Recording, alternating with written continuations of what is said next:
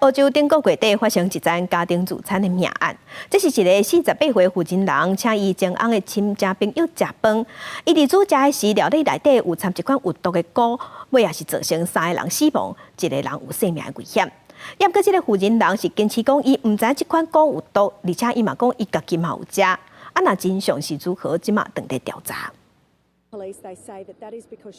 顶个月27日，澳洲的维多利亚省是发生一个家庭家己在食饭却中毒死亡真奇怪的案件。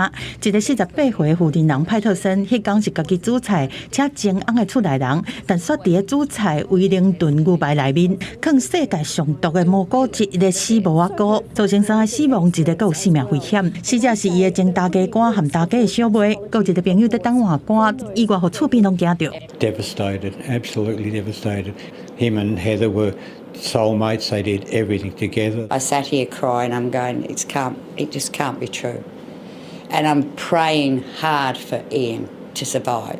报道讲，派特森的前翁伫落尾是因为有代志无法度来美国。虽然派特森目前封立做是嫌疑人，但是因为无面对任何指控，伊坚持讲家己是真爱前翁的厝内人，无理由放毒去烟台。伊阁讲蘑菇是对明尼本一个杂货店买来的，伊根本都唔知影有毒。派特森阁讲，伊家己嘛有食蘑菇，虽然身体嘛有无啥爽快，但并无亲像其他受害者这么严重。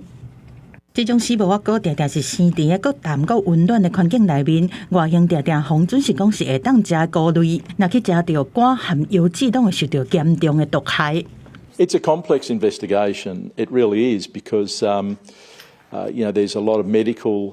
We need to rely on medical experts, work closely with Department of Health, and we've obviously got to try and track down the source.